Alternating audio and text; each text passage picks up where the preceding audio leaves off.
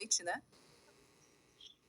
Boa tarde, boa noite, Priscila. É uma alegria muito grande estar falando com você, também com os nossos ouvintes e, de certa forma, também estar um pouco mais perto de casa, ainda que seja pelo rádio. É verdade, padre. Há quanto tempo o senhor está aí? Bem, já estou aqui tem 8 meses aproximadamente, né? Mas Brasília sempre no coração. É verdade. O senhor está há 8 meses vivenciando uma experiência de um trabalho aí em Roma. Queria muito que o senhor falasse um pouquinho para a gente, padre, como é que tem sido vivenciar esses dias diretamente aí do coração da igreja com essa notícia que traz para a gente uma dor muito grande, mas ao mesmo tempo a esperança, né, da vida eterna, porque a gente tem um entendimento diferente da morte, mas não deixamos de senti-la, né? Justamente, né? Bem, a gente recebeu isso com muita surpresa, claro. Para mim tem sido uma graça esse tempo de poder vivenciar não só, né, agora esse período histórico da igreja, mas um período histórico antecedente, que é o Ano Santo que nós estamos vivendo, o Jubileu da Esperança, né, do Papa Francisco, que tantas vezes falou da esperança para nós, da misericórdia. Então vim ajudar na preparação do Ano Santo e agora o Santo Padre fazendo sua Páscoa também transforma esse Ano Santo ainda mais especial, né? Claro, deixando a sua marca, convocando o Ano Santo, mas a gente recebeu com muita surpresa, né? Porque, claro, o Santo Padre vinha de uma recuperação na sua saúde, mas, enfim, dentro de um quadro a gente esperava que se recuperasse bem. Então, naquela segunda-feira, eu vivi a Semana Santa toda ali na Basílica Vaticana, na Basílica de São Pedro. Ele apareceu no Domingo de Ramos, tinha aquela expectativa para a Páscoa, na tradicional bênção Urbi et Orbi. Ele apareceu, depois fez aquele giro não esperado com o Papa Móvel em toda a Praça São Pedro, e foi mais além, né, ainda chegando à Via della Conciliazione, mas de fato foi uma surpresa. Naquela segunda-feira, depois de tê-lo visto tão de perto, eu tive a graça, naquele domingo, ainda antes dele voltar para o interno do Vaticano, de acenar para ele, ele respondeu, antes de entrar de volta, então, enfim, pegou todos de surpresa. Uma memória que vai ficar marcado ali, né? Porque as pessoas que puderam estar ali naquele último momento, eu tenho certeza que a Páscoa todo ano será diferente, será lembrada de uma forma diferente. Com certeza, porque, enfim, a Páscoa a gente já espera naturalmente a mensagem do Papa, que esse ano foi muito bonita e muito forte, mas agora a Pascuela, digamos, vai ser sempre marcada por essa lembrança da Páscoa do Papa Francisco. Agora, o trabalho do senhor que está sendo desenvolvido aí, suspende o trabalho? Quais são as orientações específicas agora que estão sendo seguidas para esse momento aí de luto? Como é que tem sido isso? Bem, com a morte do Papa, é uma coisa interessante, né? Na Cúria Romana, todos aqueles que desenvolvem a função, né, de chefes de dicastérios, essas funções acabam com a morte do Papa, né? E aí a gente percebe o quão nós estamos vinculados à figura do Papa e o serviço da Igreja espalhado de forma universal, né, em todo o mundo. Então, os trabalhos do Jubileu continuam, porque foram delegados a Dom Rino Fisichella, na pessoa dele. Enquanto dicastério, ele não responde mais como pró-prefeito, mas assume o secretário, uma função administrativa, enquanto não chega um outro Papa. Mas as orientações são essas, né, que nós continuemos, claro, agora submetendo todas as nossas avaliações ao Colégio dos Cardeais, na pessoa do decano, para que possamos seguir com os eventos, né? Claro, esse final de semana está previsto, começa amanhã o Jubileu dos Adolescentes. São aproximadamente 100 mil adolescentes que vinham e continuam chegando a Roma para esses dias, então cancelamos as festas, claro, mas não poderíamos cancelar o Jubileu. Então agora tem sido um período assim um pouco complicado, mas de muita esperança também, e que Deus vai conduzindo tudo da melhor forma possível. Como é que está o clima aí no Vaticano, padre? O senhor vivenciando essa experiência de comoção entre os cardeais religiosos, os leigos, como tem sido isso, os jovens chegando já com, né, com esse impacto? Porque a gente está aqui vivenciando a oitava da Páscoa, eu quero até abrir aqui um parêntese, parece que a gente não está vivendo o luto da maneira que a gente deveria, porque sabe quando há aquela, meu Deus, estamos na oitava da Páscoa e isso é um símbolo muito marcante, mas o Papa morreu e agora? Então o nosso coração está meio dividido nesse sentido, porque às vezes a gente acha que não está vivenciando o luto da maneira que deveria. Sim, é verdade. Mas às vezes eu brinco dizendo que também essa é a beleza da nossa igreja, né? Quantas vezes nas nossas paróquias a gente está celebrando ali uma missa de sétimo dia, alguém fazendo aniversário, e a liturgia, de certa forma, consegue abarcar tudo isso, né? Nossa liturgia tem ali o espaço para os nossos defuntos, agora a gente coloca o Papa ali naquele momento, né? Mas a comoção é muito visível, né? Principalmente naquelas pessoas que trabalhavam mais próximas, porque esse é o sentimento que a falta do Papa faz, né? E o Papa Francisco tinha essa qualidade de se fazer próximo a todos, né? Então, sempre com aquele sorriso, com aquela brincadeira, piada, quando via brasileiros principalmente, fazendo alguma piada referente ao futebol, quem era melhor, Pelé ou Maradona, né? Tudo isso. Então, o Papa tinha esse carisma, né? E, claro, a falta é sentida por todos, mas também na alegria e na esperança da ressurreição, é isso que nos move, né? O jubileu nos fala dessa esperança e a nossa esperança não fica, né, decepcionada. Então, isso também nos ajuda a viver esse tempo com muita serenidade. A gente hoje aqui percebe que há uma preocupação com relação ao conclave. E a gente percebe que essa é uma grande dúvida e também há, claro, nós também estamos conversando sobre isso, mas a gente vê a grande mídia focada nisso. Mas a gente ainda tem um rito e protocolos que já começaram a ser realizados desde a morte do Papa e que são importantes. Queria até que o senhor falasse um pouquinho sobre isso, sobre o que já foi feito até agora e o que segue até o dia mesmo do funeral, que será sábado, e esses 9 dias que depois será dias de realmente celebrarmos e vivenciarmos esse luto, rezando pelo Papa ainda mais. Queria que o senhor falasse um pouquinho sobre isso. Sim, bem, a igreja, na sua beleza e na sua riqueza, é muito cheia de tradições, né? E imagina, a morte do Papa não seria diferente. Então, por isso, começamos com o anúncio da morte por parte do cardeal Carmelengo, que, a partir daquele momento, então, assume o governo da igreja e da cidade do Vaticano. Os sinos da Basílica tocaram, e aqui uma curiosidade, né, porque nós estávamos acostumados, e no translado do corpo nós ouvimos muito bem os sinos, né? Mas naquela manhã de segunda-feira, o sino não funcionou muito bem porque quebrou no sábado de Páscoa. O sino grande da Basílica só funciona 2 vezes ao ano, né? Na Páscoa e no Natal, e para anunciar a morte do Papa.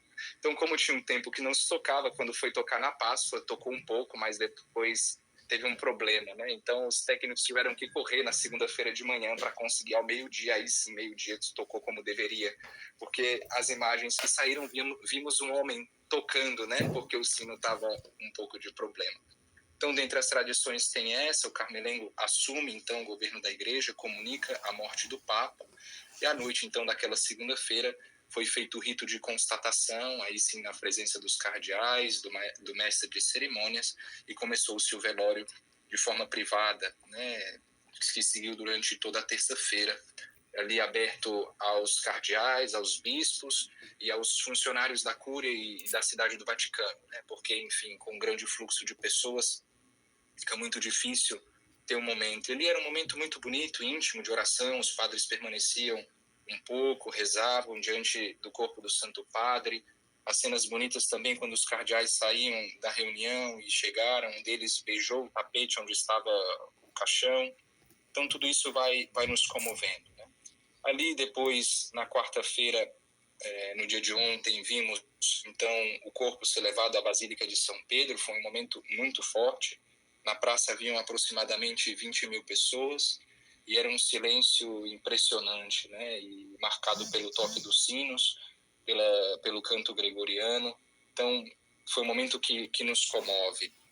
Assim, começando o funeral de forma pública, seguindo até a sexta-feira, a Basílica também tem permanecido aberta se esperava fechá-la à meia-noite no dia de ontem, como no dia de hoje também, mas ela permaneceu aberta até às 5:30 da manhã pelo fluxo de pessoas. Foi fechada por 1 hora só para que pudessem arrumar um pouquinho a basílica e aberta novamente às 7 horas da manhã para que as pessoas continuassem a rezar diante do corpo do Santo Padre. Na sexta-feira, então, se encerra para que possa fazer o fechamento do caixão, mais um rito muito bonito, e no sábado, então, teremos propriamente o funeral na Praça São Pedro e depois o translado para Santa Maria Maior, como o Santo Padre pediu. A partir daquele momento, então, são celebradas 9 missas de luto pelo Santo Padre, a primeira, então, sendo no sábado e depois seguindo ao longo dos 9 dias, e enquanto isso também os cardeais vão se reunindo para fazer as decisões pertinentes à administração da igreja, aquela administração ordinária, mas também se preparando para o conclave que pode começar após esses 9 dias. Não necessariamente no mesmo dia ou no dia sucessivo, mas eles reunidos nessas congregações gerais vão decidir o melhor dia. Uhum. Quem convoca o conclave? O conclave é convocado pelo cardeal decano, hoje o cardeal Ré, né, que pela sua idade não pode entrar no conclave porque já passou a idade dos 80 anos, mas ele então fica responsável por convocar aquelas reuniões que antecedem o conclave, que são chamadas congregações gerais, e também de chamar os cardeais a Roma, dizendo e comunicando da morte do Santo Padre e convocar o conclave. Tá certo. Eu acho que para o senhor, só abrindo aqui um parêntese, creio que durante todo esse período de convite para que o senhor fizesse parte, né, desse trabalho tão importante sobre o jubileu, representando a Arquidiocese de Brasília, então já é um grande marco e também é um grande momento aí da sua vida, né, dos seus trabalhos como padre, enfim. E vivenciando esse momento agora, o primeiro conclave, creio eu, que que passará em Roma. Então, acho que também há marcos muito importantes, né? O Papa Francisco é o Papa das primeiras vezes, né? O senhor já fez esse paralelo também, de estar vivenciando algumas questões pela primeira vez aí? Olha, muitas coisas. Bem, eu sou um padre jovem, né? Então muitas coisas no meu ministério são as primeiras vezes, vamos colocar assim, né? É muito bonito, é uma graça, sem dúvida, né? Isso que Deus me proporcionou, né? Nesse tão pouco tempo de padre, tem 2 anos de padre, caminho para os 3 anos, de poder estar vivenciando esse momento histórico para a nossa igreja, né? Há 20 anos nós não vivíamos o sepultamento de um Papa reinante, né? Tive a graça de estar aqui também no funeral do Papa Bento XVI, mas já morreu como Papa emérito. Uhum. Então, enfim, eu não consigo nem descrever esses momentos, aquilo que tenho vivido, a intensidade desses dias aqui em Roma tem sido realmente uma experiência e uma graça muito grande. Eu imagino. Padre, existe alguma mensagem ou oração que nós precisamos fazer nesses momentos, nesses dias, que o senhor pode compartilhar com a gente, por favor? Sim, toda a igreja é convidada, né, a rezar principalmente pela igreja nesse momento, pelos cardeais, e existe sim uma oração formulada para esse momento que nós chamamos de sede vacante, né? A sede de Pedro está vazia, está vacante à espera de um pastor e uma cabeça visível para a Igreja Universal. Então, bem, se posso, rezo aqui com vocês também. Por favor. É uma oração pequena, mas muito significante, né? Então, rezemos juntos.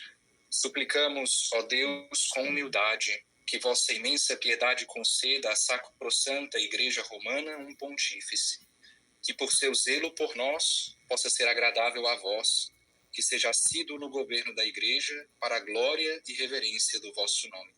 Por nosso Senhor Jesus Cristo, vosso Filho, na unidade do Espírito Santo, por todos os séculos dos séculos. Amém. Amém. Padre, eu agradeço muito a disponibilidade do senhor em atender a gente, conversar um pouco. Muito obrigada mesmo por essa conversa tão importante e tão significativa. E para encerrar, gostaria muito que o senhor nos desse uma bênção também, a bênção para os nossos ouvintes. Claro, Priscila, a alegria é minha, né, de poder colaborar com a Arquidiocese, essa aqui é a minha casa, é a minha família eclesial, sem sombra de dúvidas. Deixo meu abraço a toda a Nova Aliança por esse serviço tão bonito que vocês prestam à nossa Arquidiocese, como Dom Paulo diz, né, nossa amada Arquidiocese.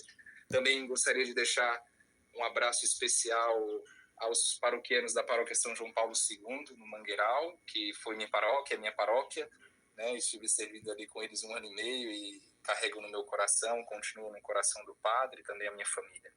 Mas nesse momento, então, gostaria daqui, né, dessa cidade que é o berço da nossa fé, onde tantos mártires, tantos santos entregaram a vida, aqui onde o apóstolo Pedro continua a confirmar que possa, nesse momento, todos nós, né, e daqui a cidade de Brasília, descer a bênção do Deus Todo-Poderoso, Pai, Filho e Espírito Santo. Amém. Amém. Quero aqui, Padre, deixar o nosso canal aberto para o senhor. Qualquer novidade, notícia sobre os trabalhos do Jubileu, agora, semana que vem, sobre conclave, a gente pode conversar novamente.